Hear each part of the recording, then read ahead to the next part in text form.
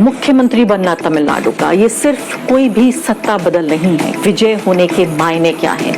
एक ऐसा व्यक्ति जो धर्म से क्रिश्चियन है यानी ईसाई है और जाति से दलित है। स्टारडम तो उत्तर भारत में भी, अगर यही काफी होता कि खाली शोहरत और काफी सिर्फ स्टार होना काफी होता तो अमिताभ बच्चन आज कम से कम उत्तर प्रदेश के मुख्यमंत्री तो होते। धर्मेंद्र कम से कम कहीं राज्य में ही सही चाहे मंत्री तो बन गए होते। हेमा मालिनी को कम से कम कोई एक बड़ा ओहदा तो हासिल हुआ होता। बीजेपी और आरएसएस को लगातार ये बताते रहे कि जो आइडियोलॉजिकल एनिमी है, जो वैचारिक जो दुश्मन है वो बीजेपी आरएसएस ही है। नॉर्थ की ये पूरा जो सड़ी हुई जो राजनीतिक हमारी जो परंपराएं हैं, क्या हम दक्षिण भारत की किताब से एक पन्ना उखाड़ कर कुछ दर्स हासिल कर सकते हैं? जी हाँ, विजय की जीत हुई तमिलनाडु में और मुख्यमंत्री पद की शपथ ले ली उन्होंने आखिरकार। इस सब के बावजूद भी कि पूरा का पूरा सिस्टम ये चाहता था कि वो मुख्यमंत्री ना बन पाए। जिस तरह से संघर्ष हुआ उनका राज्यपाल के साथ, वो हमने देखा, तमिलनाडु ने देखा, पूरी दुनिया ने भी देखा। लेकिन विजय का मुख्यमंत्री बनना तमिलनाडु का, ये सिर्फ कोई भी सत्ता बदल नहीं है, कोई भी एक राज्य में सरकार का या पार्टी का बदल जाना नहीं है। इससे पहले तो हम देखें जो स्टालिन थे वो भी बेहतरीन नेता थे और नरेंद्र मोदी के सामने एक विचारधारा के प्रतिरोध के तौर पर, एक आइडियोलॉजिकल रेजिस्टेंस के तौर पर जिस तरह से वो उभरे थे, जिस तरह से उन्होंने चुनौती दी थी, उन्होंने और साथ साथ ममता बनर्जी ने, इन दोनों ने एक तरह का एक आइडियोलॉजिकल जो चैलेंज दिया था नरेंद्र मोदी को, उसकी मिसाल तो इतिहास की किताबों में जाएगी। लेकिन आज मैं आपसे चर्चा इस बात पर करने वाली हूं कि विजय होने के मायने क्या हैं।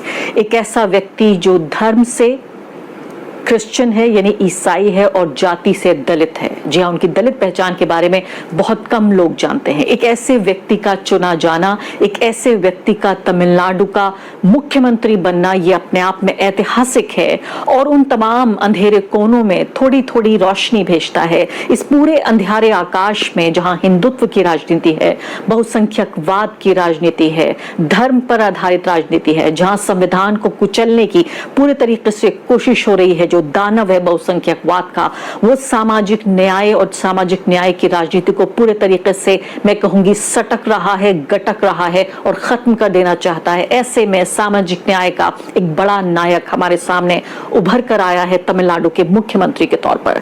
अगले कुछ मिनटों में मैं आपको बताऊंगी कि कैसे विजय का बनना चीफ मिनिस्टर तमिलनाडु का, ये इतनी बड़ी खबर है जिसको रेखांकित किया जाना बहुत जरूरी है। उनके बारे में जितना मैं जानती हूं उतना ज्यादा उत्सुकता होती है, उतनी ज्यादा क्यूरियोसिटी होती है ये समझने की और ये भी देखने की कि ऐसे वक्त में जबकि दक्षिण भारत एक नेतृत्व दे रहा है, लीडरशिप, एक राह दिखाने का काम कर रहा है भारत के बाकी हिस्सों में, जब लगता है कि लगभग 80% आप ये देखिए इस वक्त जो 80% भारत की टेरिटरी है, जो राजनीतिक जमीन है, उस पर भगवा लहरा रहा है। भारत के जो सेक्युलर, लिबरल, डेमोक्रेटिक कैरेक्टर है, उस पर अब तक का सबसे खतरनाक और वजूद का संकट मंडरा रहा है। ऐसे में विजय होने के क्या मायने हैं, ऐसे में तमिलनाडु के क्या मायने हैं, अगले आने वाले कुछ मिनटों में मैं आपको बताऊंगी और ये भी बताऊंगी कि क्यों उत्तर भारत में कोई भी फिल्म एक्टर वो ऊंचाइयां नहीं छू पाया राजनीति में जो विजय ने, या इसके अलावा जयललिता ने, या इसके अलावा एनटीआर ने,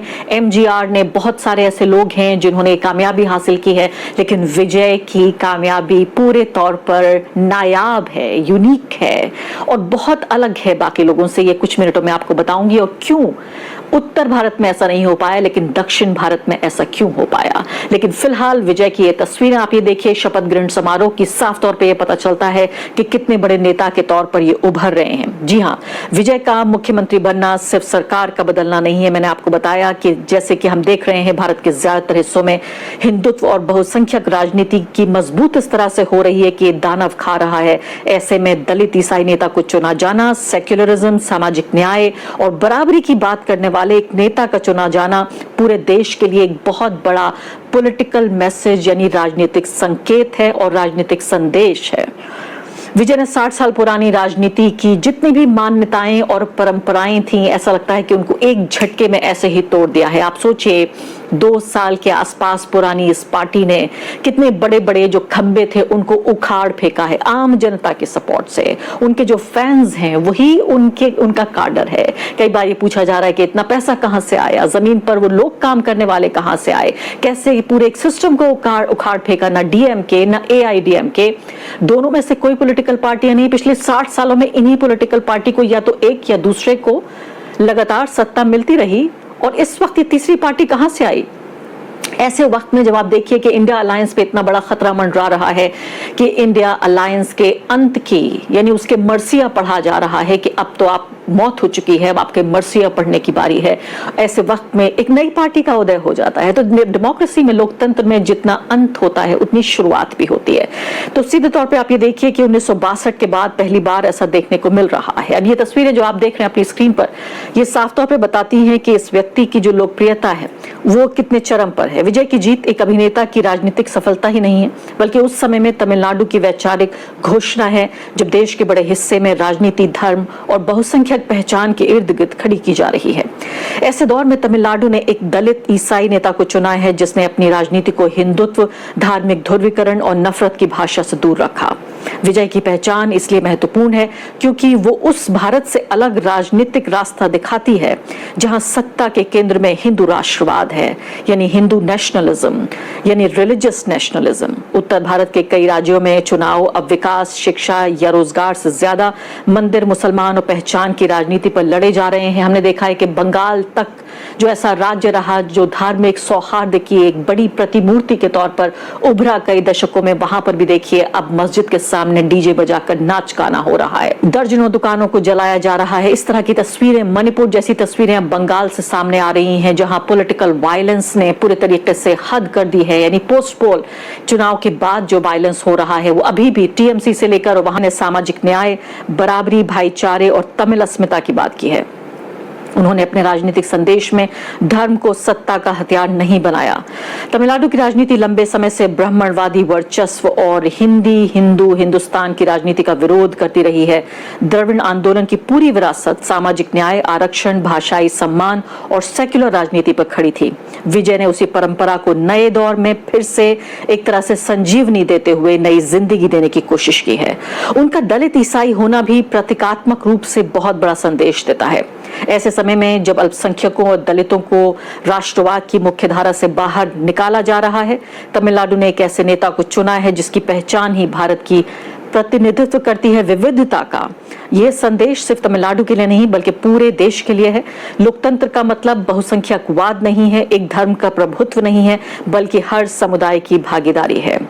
जी हाँ, और सबसे बड़ी बात बहुत सारे अलग विषयों में यह भी है कि विजय ने किसी भी तरीके से अपने आप को एक बीजेपी के विरोध में खड़ा हुआ नेता नहीं साबित किया। यानी ये नहीं कहा कि सिर्फ इसलिए उनकी राजनीति है चूंकि वो बीजेपी के विरोध में खड़ी है या नरेंद्र मोदी के विरोध में खड़ी है। सीधे तौर पे वो ये कहते हैं कि उनके मूल्य क्या हैं, उनके सिद्धांत क्या हैं, वो किस बात में विश्वास करते हैं। तो ये सिर्फ विरोध की राजनीति नहीं है, ये अपने मूल्य, अपने सिद्धांत, अपने प्रिंसिपल्स और अपने कन्विक्शंस की ये पूरी राजनीति है।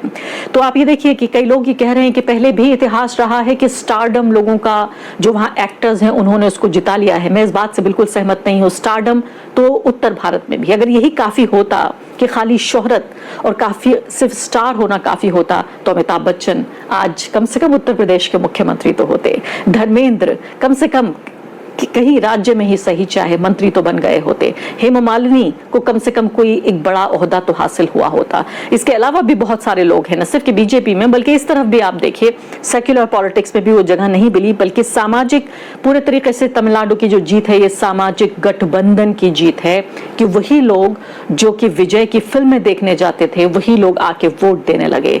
यानी भीड़ को वोट में तब्दील करने का एक बहुत ही नायाब हुनर ये विजय ने करके दिखाया है। तो सीधे तौर पर तमिलनाडु में चुनाव में सिर्फ सरकार नहीं चुनी गई बल्कि उसने ये भी तय किया तमिलनाडु की जनता ने कि उसकी पहचान हिंदुत्व की, एक रूपता की यानी यूनिफॉर्मिटी की जो राजनीति है उससे बिल्कुल अलग रहेगी और यही विजय की सबसे बड़ी राजनीतिक ताकत है।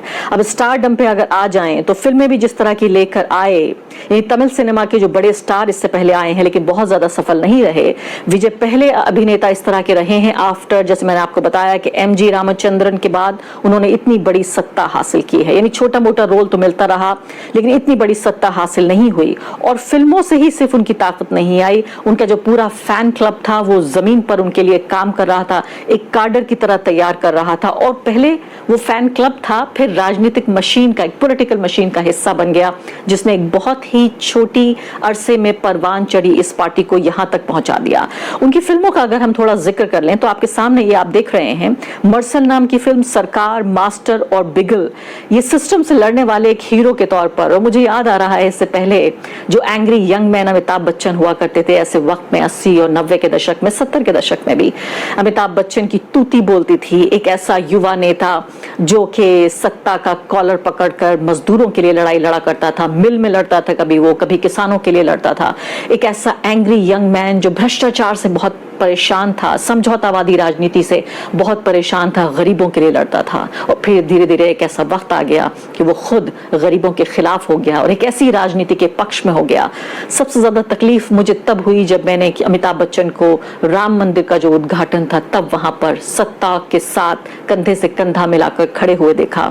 बहुसंख्यकवाद की जो बदसूरत तस्वीर थी उस वक्त अमिताभ बच्चन जैसे नायक के तौर पर वो नजर आई कि वो व्यक्ति जिसको करोड़ों लोगों ने, जिसको अपना प्यार दिया, वो व्यक्ति कैसे सत्ता के आगे नतमस्तक नजर आ रहा था। कि राजनीतिक मंदिर के उद्घाटन में वहां प्रधानमंत्री और पूरी कैबिनेट के सामने वो व्यक्ति वहां पर खड़ा हुआ था, तब बेहद कचोटा मेरे हृदय को इस तस्वीर ने।